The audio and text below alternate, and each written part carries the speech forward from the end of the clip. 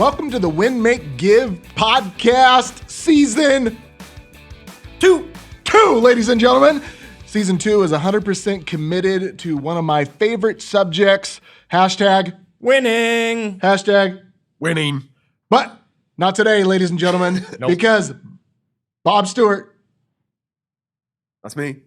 Chad Hyams, Yes, sir. awkward pauses, ladies and gentlemen. We are not talking about winning today. We are talking about the yin and the yang, ladies and gentlemen. If you're not winning, you're Losing. we don't want to be. Losers. But for sometimes we actually do lose. And sometimes it's not all that bad of a thing. In fact, sometimes we even learn a little bit from losing, don't we, Chad? Yes, we do, Ben. Let me give you the dictionary definition of losing, because I like to be so technical about it here. Keep it going, Webster. Suffering, resulting in or relating to defeat in a game or a contest. So even in the dictionary definition, there's this idea that losing is related to suffering. Like 50 Shades of Grey suffering? That's a different kind of suffering. Not that type. Bob, Not what were you that going to type say? of Hey, Suffer. this is like the 5th time you brought up 50 Shades of Grey in our podcast history. I was gonna say, like, even the dictionary makes us want to think that like losing is this bad thing. Yep. Right? We're supposed to suffer through it. And look, we don't like to lose, right? But we are going to lose, Ben. So it doesn't always have to be a suffering thing, even though, Chad, technically the dictionary would tell us it does. Suffering is the first word in the definition, yes. I've become quite an expert on losing in my life. That's a with good one thing. exception. Weight. It does not fall off, ladies and gentlemen. I have to work really hard at losing to that one. And you keep finding it. Yeah. Oh, it's like a penny in my pocket. There you go. Ladies and gentlemen, if we have the right mindset, we can actually take our losses and use it as fuel for our fire. Now, Chad, we go through this process. We think we're going to win. We get all dressed up. We get all dolled up to go out to our race, Yep. right? And we show up and we lose. Or we go prepare for this project, or we start this business, or whatever it might be. Yep. What actually happens inside us? What are we feeling and thinking in those moments when we're actually losing? There's a whole bunch of things that'll happen, Ben. The first thing that happens is we rationalize why.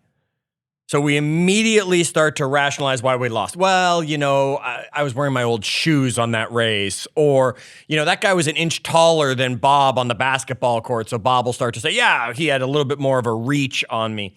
We always rationalize why in our head immediately. This starts in childhood, by the way. My son, we played Candyland last night, and when he lost, he immediately went to, well, Dad, you got the sucker, you know, and you got to go all the way up to the front because you got the sucker. He's rationalizing why he lost, right? Yep. I mean, this is like ingrained in us. It's in our DNA. Almost. Now, I want Did to you allow him to do that, Bob?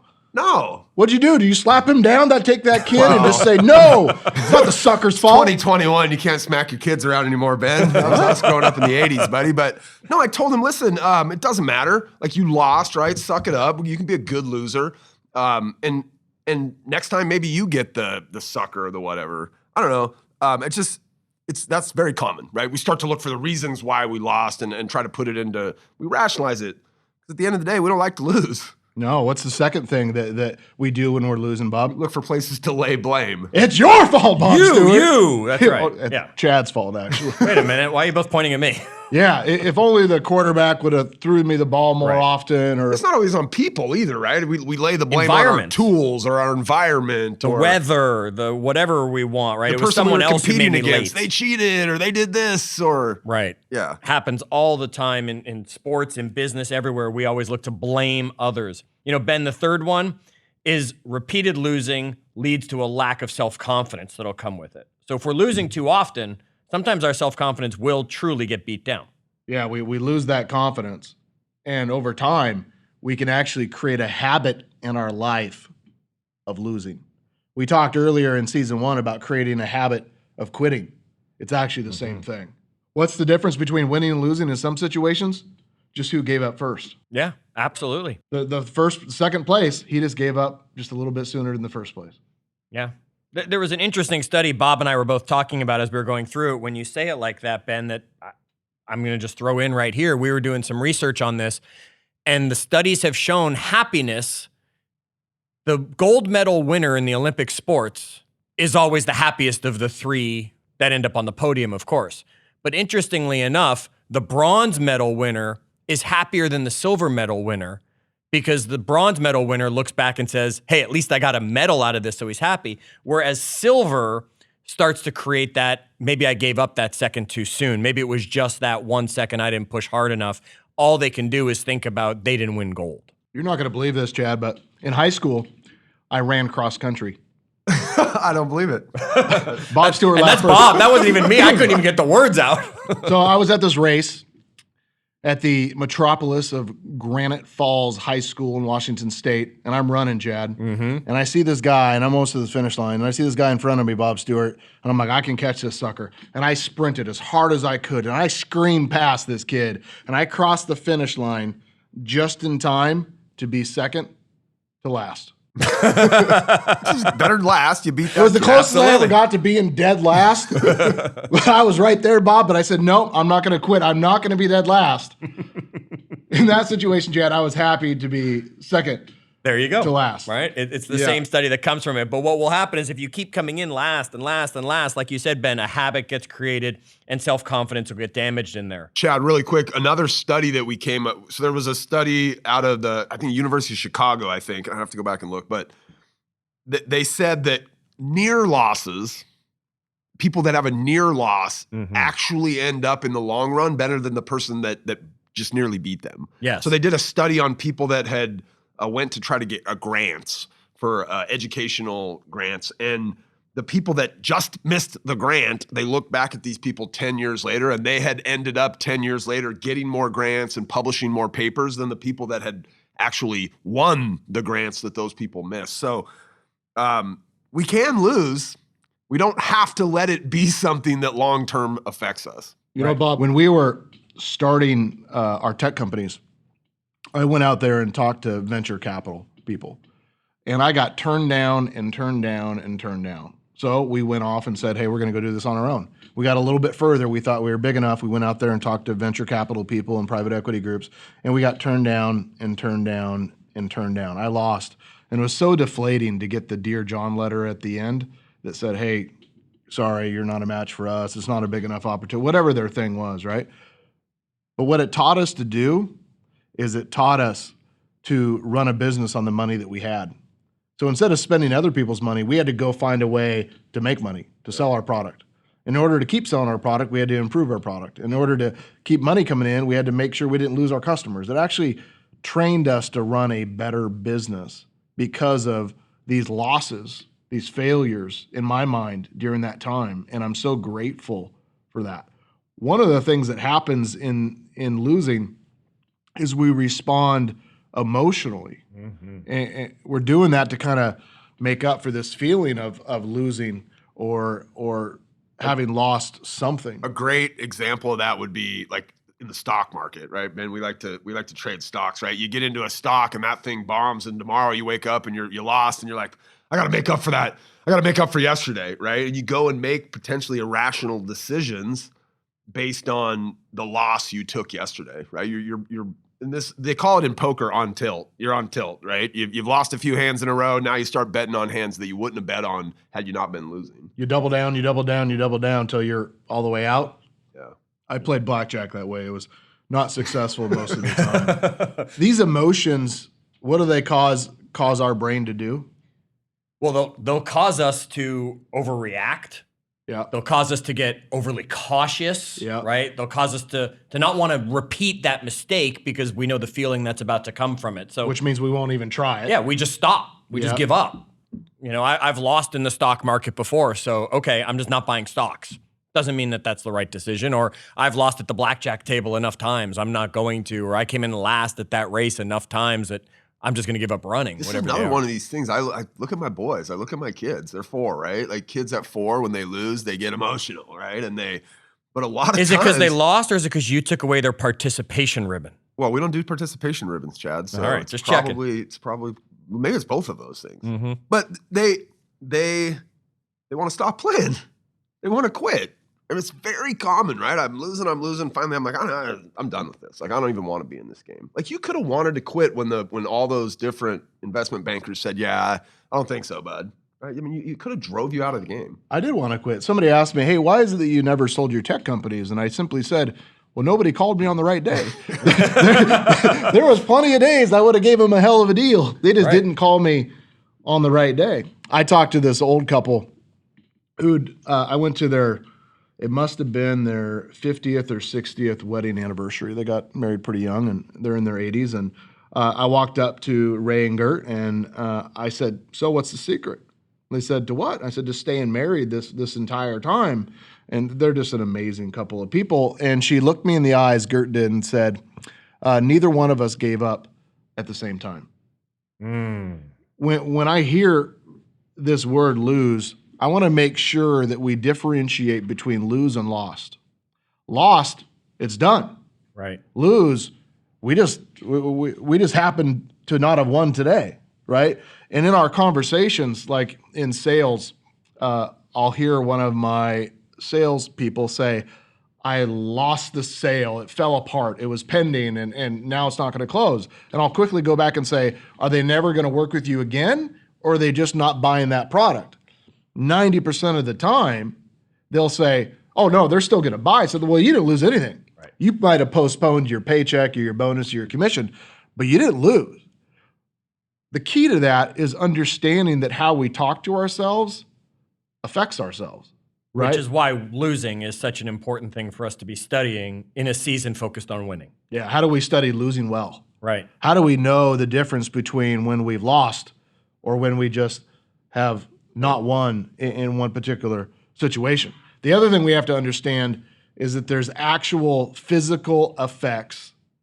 Yes. To our bodies, our minds, right? Our energy from losing. Yes. Talk about that for a second. Yeah, it's amazing with the focus that you've given us to take to the podcast, the 15-point plan, and we hope our audience has checked out your 15-point plan that we've turned into a standalone podcast. We've been focused on health and the benefits that come from it. Losing actually will change your blood pressure.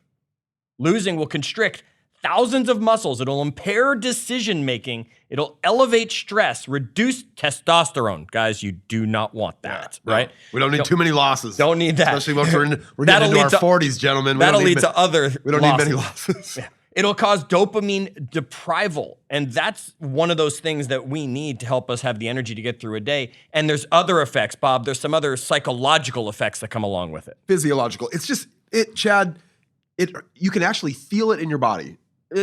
Ben, you were a wrestler. I'm sure there were, when if you can think back, I have very vivid memories of the actual feeling in my body when we would lose like a big game in sports. For me, losing, my brain probably most correlates it to sports, but like it hurt. Like it actually, you're depressed and your shoulders are slumped. And I mean, it's a real physical thing. And if we don't build skills to be able to cope with those losses, like I'm sure you walked out of a few investment bankers' offices with your shoulders slumped, pit in your stomach, maybe a headache, or right.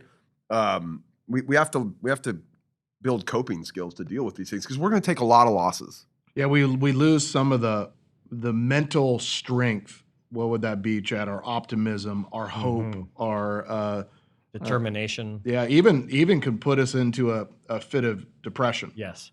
So let's think about losing real quick here. The moment that you've lost something or that you are losing, what do you do about it? Well, here'd be an example.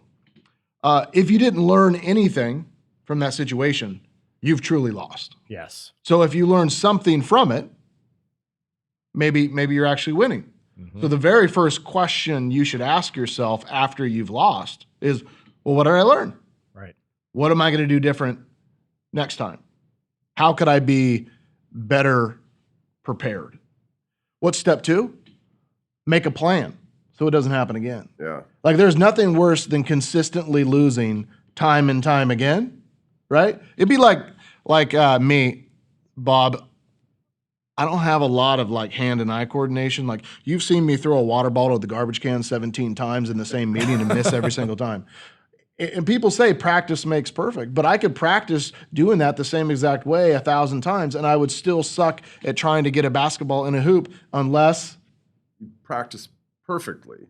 I You made a learn, plan. Yeah, I come somebody up with a helped you. plan, I figure out a better model, right? So after you've asked yourself, what could you have done better? The next step is we need to come up with a plan. You know, the third step on that, Ben, would be who do I need to include in that plan? Because in your example that you're just giving, yeah, I've seen you miss the trash can every time you've thrown a curled up piece You of need paper at David it. Nurse on the job, right? The Well, I NBA was just going to shooting say, I was coach. going to give you enough credit, Bob, and say I can help you a need little someone like bit, Bob who knows how to shoot, or yes, David Nurse, who we've had on the podcast, who's a shooting coach.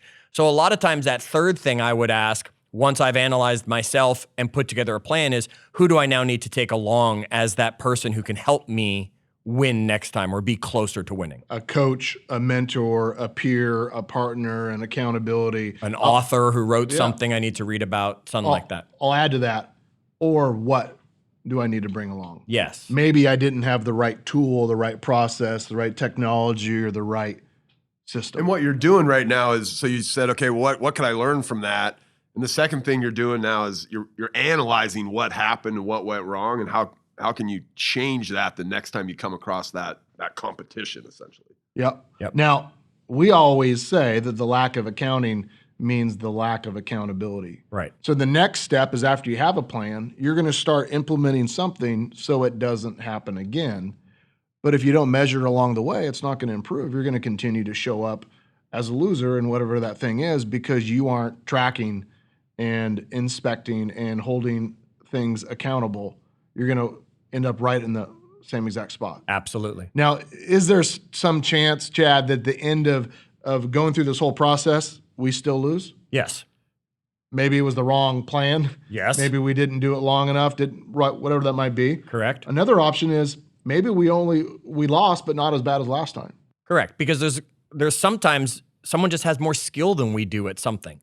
You might have been in one of your wrestlings or your race that you gave us as the example earlier. Okay, you came in second last. Well, maybe next time you still lose, but Ben, this time you only came in third from the bottom. And you can still improve, but that doesn't mean you're going to ever catch the guy up front who's just that much faster than you in the situation. So maybe part of the wins is at the end when we go through this process, we ask ourselves, well, how did we win this time? Yes. How did we improve? What did we do better? Now, let's give one last alternative to this scenario. First scenario, we lost and we want to do something about it. Yep. So we came up with a review, a plan, the who we're missing, what we're missing, holding ourselves accountable, reviewing how we did better. Yes. But here's another option. Maybe we should just play a different game. Maybe we should wake up for a second and say, I understand that I lost here. Maybe this isn't my game. Maybe this isn't what I was meant to win at. Like physically, maybe there's some things, Bob, that we're just not meant to do, right? Maybe I'm just not tall enough for basketball or fast enough for that thing, but I can find something else that I can win at. So Ben, talk to us about that for a second. How do we know? I mean, you do it once and you just lose. Is it because you didn't do it well enough, or is it because you shouldn't be playing? How do we make that decision and know when it's the right time to give up on something? I remember reading this book called Positioning. And it was a marketing book, which you guys should all read. It's a great book. But in Positioning, it said, if you're not number one or number two, find something else you can be number one or number two at. Create a new category or switch categories. So in life, maybe that's what we do. We look at this thing and say, do I actually have a fair chance of winning this? Well, what would be an example? Maybe we do not have a fair chance at competing with Amazon for book sales. Exactly what I was just thinking about. But we could own book sales in a very specific niche. Right. Maybe we could build the Amazon of children's books. I think of our friend Courtney Cooper, who's a real estate agent here in the Seattle area, and she's probably never going to be the number one real estate agent in all of Seattle, right? Or she could be one day, but not anytime soon. But she is the number one real estate agent for houseboats in Seattle, right? She dominates this little niche of her market where one day, a long time ago, she just decided that's going to be where I fit in here. That's where I'm going to win there. It's the story of Nike.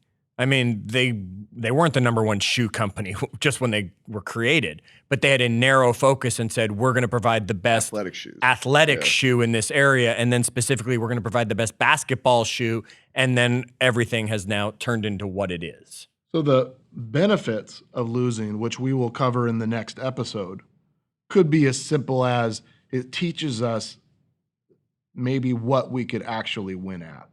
Yeah.